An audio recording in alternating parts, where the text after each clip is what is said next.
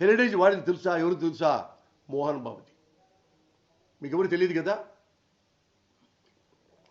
నాకు తెలుసమ్మా. ఎవరికి చెప్పలా. నేను చెప్పిన ఎలా నాకు నార్కో టెస్ట్ చెప్పించాడు కావాలంటే. ఇందులో అబద్ధం నాకు చెప్తా కొట్టండి అక్కడ లైవ్లో. మోహన్ బాబు ఇన్వాల్వ్మెంట్ లేదు, మోహన్ బాబు మోసం చేయలేదు అని వస్తే నార్కో టెస్ట్లో నన్నే కొట్టండి. నేను నిజం చెప్తున్నా. నేను మా కాస్ట్లో, మా కమ్మలలో అక్కలకి, అమ్మలకి, బాబాయిలకి, అన్నలకి, తమ్ముళ్ళకి, పెదనాన్నలకి అందరికి క్షమాపణ చెప్పి మరీ చెప్తున్నా. Is not at all good person Chandrababu Naidu. ఒకటి గుర్తుపెట్టుకోండి. మీకు కావాలంటే ఎవరికైనా ఓటేసుకోండి. నేను మా జగన్ గారికి ఏమని చెప్పట్లా. ఎవడు ఈ ఆంధ్రదేశాన్ని బాగా పరిపాలిస్తున్నాడో, ఎవడి ఆంధ్రదేశానికి మంచి పథకాలు ఇస్తున్నాడో, చివరికి ఎక్కడున్న అట్టడుగు ఉన్న కులాన్ని కూడా పైకి తీసుకొచ్చి వాళ్ళని చదివిస్తున్నాడో, అలాంటి వాడినే మీరు ఎంకరేజ్ చేయండి. అలాంటి వాడు ఓన్లీ వన్ జగన్మోహన్ రెడ్డి.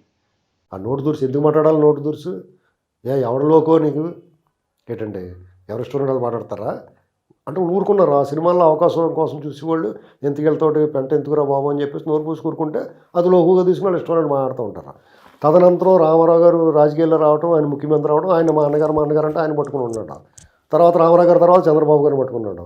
చంద్రబాబు గారు ఒక విషయంలో దూరం పెట్టాడు ఈ వ్యక్తిని. చంద్రబాబు గారు ఎప్పుడు కూడా ఎంత పెద్ద మనిషి మీకు చెప్తాను వినండి. ఆయనకి ఇప్పుడు ఇక్కడ కులాల గురించి మాట్లాడతారు కదా. మోహన్ బాబు చంద్రబాబు గారు సామాజిక వర్గం కదా. అక్కడ శంకర్ రెడ్డి అని తిరుపతిలో ఒక ఆయన ఉన్నాడు. ఆయన రియల్ ఎస్టేట్ వ్యాపారం చేస్తే మోహన్ బాబు గారు తెలుగుదేశం పార్టీకి సంబంధించి చంద్రబాబు నాయుడు గారికి స్నేహితుడు. ఆయన బాగానే ఆయనకి మోహన్ బాబు గారికి రియల్ ఎస్టేట్కి సంబంధించి ఏదైనా వివాదం వస్తే వెంకటేశ్వర యూనివర్సిటీలో పిలిపించి ఎరగొట్టేశారు మోహన్ బాబు గారు వాళ్ళని. కలెక్టర్ గారు షూటింగ్ టైంలో అంతకుముందు ఏంటండి ఎవరో ఆ దాడి చేసిన పాత్ర ఆ సమయంలో ఎవరెవరు ఉన్నారో మోహన్ బాబు గారు, ఆయన బావమరిది వెంకటాద్రి నాయుడు, శ్రీహరి చనిపోయిన శ్రీహరి గారు, ఇంకా ఆయన కూడా సినిమాలు ఎంత జుట్లు వేసుకుంటారు రౌడీ వాళ్ళు ఉండేవారు అప్పట్లో. వాళ్ళందరూ ఉండి ఎరగొట్టేశారు శంకరెడ్డిని. పాపం వాళ్ళిద్దరి మధ్య జరిగింది. శంకరెడ్డి ఏం తప్పులేదు. ఇప్పుడు రియల్ ఎస్టేట్ లావాదేవీలో ఉంటే కూర్చొని సెటిల్ చేసుకోవాలి. అది చంద్రబాబు గారు ఇద్దరికి ఉమ్మడి మిత్రుడే కాబట్టి ఆయన దాన్ని పెట్టి ఏదో సాల్వ్ చేయమనొచ్చు. కానీ ఈయన పోగరవుతాను చూపించాడు అక్కడ ఏం చేయాలి చంద్రబాబు గారు? ఇప్పుడు మోహన్ బాబు గారు తప్పు ఉంది, దాడి చేయడం తప్పే. ఒకవేళ శంకరెడ్డి గారు ఏదైనా మిస్చీఫ్ చేసి ఉంటే, ఏదైనా మాల్ ప్రాక్టీస్ చేసి ఉంటే కూడా ఇక్కడ ఏం చెప్పాలి చంద్రబాబు గారు? ఆ పంచాయతీ చంద్రబాబు గారి దగ్గర పెట్టారు. అప్పుడు ఆయన ఏం నిర్ణయం తీసుకోవాలి చెప్పండి? ఇద్దరు కావాల్సిన వాళ్ళే, ఇద్దరు వాళ్ళు కావాల్సిన వాళ్ళే. ఇక్కడ దాడి చేయడం తప్పే కదా. ఒక వ్యక్తిని మున్సిపల్ చైర్మన్ అది చేసిన వ్యక్తిని దాడి చేయడం తప్పు కదా. అప్పుడు డెఫినెట్గా చంద్రబాబు గారు మోహన్ బాబు గారు మందలించాడు. ఇంకప్పుడు ఆ గ్యాప్ పెరిగింది.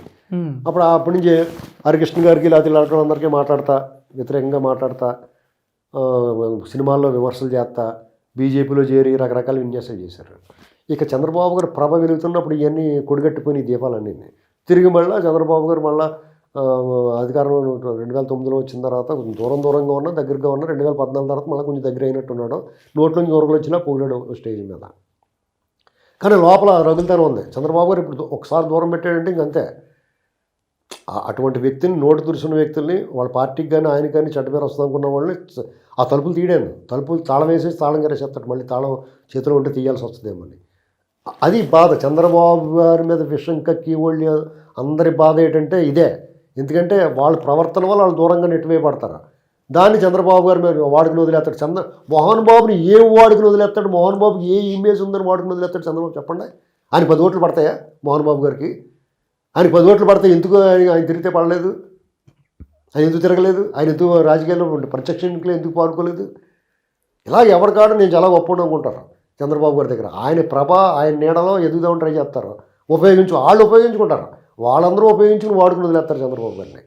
ఇది తర్వాత రాజశేఖర రెడ్డి గారు, తర్వాత విష్ణు, మనోజు వాళ్ళు పెళ్ళిళ్ళు అయిన తర్వాత రాజశేఖర రెడ్డి గారు మా బంధువు అది ఇది అని చెప్పేసి చాలా చెప్పుకోకలేదైనా.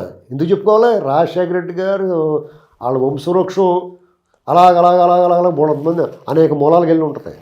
అది మరీ తవ్వుకుంటే చాలా ఇదిగా ఉంటుంది. ఏంటండి దాంట్లో నా బంధువు అని 10 ఎన్నిసార్లు ఎందుకు చెప్పుకోవాలి? అంటే నువ్వు వాళ్ళ నుంచి ఏదో లబ్ధి. నాకు జగన్మోహన్ రెడ్డి నా బంధువు, ఇప్పుడు మళ్ళీ చంద్రబాబు కూడా నా బంధువు అంటున్నాడు. మరి ఇన్నాళ్ళు ఏమైంది ఆ బంధువు? చంద్రబాబు నాయుడు గారు ఇప్పుడు క్యారెక్టర్లో ఎవరన్నా సరే చంద్రబాబు నాయుడు గారు ఫీజు రియంబర్స్మెంట్ నుంచి సక్రమంగా ఇచ్చినా కొద్దిగా పెండింగ్ పడితే దాని రోడ్డు మీద వచ్చాడు. జగన్మోహన్ రెడ్డి గారు వాళ్ళు వచ్చిన ఇవ్వడం మానేశాడు. ఇప్పుడు ఎందుకు వదిలేసాడు? ఏంటండి ఇలాగా వాళ్ళకి అసలు వాల్యూ లేని మనుషులు నోరెట్టుకుని మనుషులను పెట్టుకుని ఎవడన్నా మాట్లాడితే కొడతా బతికేస్తున్నారు అంతే వాళ్ళ సినిమాలు హిట్ అయ్యి 2 దశాబ్దాలు దాటింది. వాళ్ళ ఇంట్లో సినిమాలు హిట్ అయ్యి ఏంటండి వాళ్ళకి ఏ రకంగా ఉందో బెదిరించి బతుకుతున్నారు అంతే వాళ్ళు. రామానందం గారు లాంటి వాళ్ళు కూడా ఏం చేస్తారో సినిమా ఫీల్డ్ వీళ్ళతో గొడవ ఎంతురా బాబు అని. మొన్న కూడా ఎలక్షన్ ఎలా గెలిచారు చూసాం కదా. వాళ్ళ సత్తా వాళ్ళు గెలవలేదు. నాగబాబు గారు 109 వాళ్ళు గెలిచారు వాళ్ళు అంతే. నాగబాబు గారు, ప్రకాష్ రాజు, నాగబాబు లాంటి వాళ్ళు 108 మనుషులు వాళ్ళు. ఏం మాట్లాడుతున్నారో వాళ్ళు తెలియదు. మనం ఓడిపోవడం కారణం ప్రకాష్ రాజు ఎంతో, నాగబాబు కూడా అంతే. ప్రకాష్ రాజు ఏమన్నాడు, తెలంగాణ ఎన్నికలప్పుడు చంద్రబాబు ఇక్కడ ఏంటి పని అన్నాడు. ఎన్ని వేల గుండెలు ఉండాలా ప్రకాష్ రాజ్కి, చంద్రబాబుకి ఏమని అంటాడా. అసలు సైబరాబాద్ నిర్మాత అతను, తెలుగు వాళ్ళు ప్రైడ్. అటువంటి నీకేంటి పని అంటాడు ఇక్కడ. అది దెబ్బ కదా అది. ఇప్పుడు సినిమాల్లోనూ, సినిమా కార్మికుల్లోనూ, సినిమా నటుల్లోనూ కూడా తెలుగుదేశం అమ్మాయిలు ఉంటారా? ఉంటారు. వాళ్ళందరూ నేను పని చూస్తాం అనుకుంటారు కదా. అంతే కదా సార్. నాగబాబు, ఈయన కోట శ్రీనివాసరావు గారిని మనం అలా మాట్లాడచ్చా? అంత సీనియర్ నటుడిని. ఇలాంటివి దెబ్బ కొడతాయి. లేదా మంచు విష్ణు, అతను చాలా గొప్పవాడు. మంచు విష్ణు చాలా బాగా పరిపాలన దక్షుడు, మాను చాలా బాగా చూస్తాడని ఎవరు ఓటేయలేదు అక్కడ.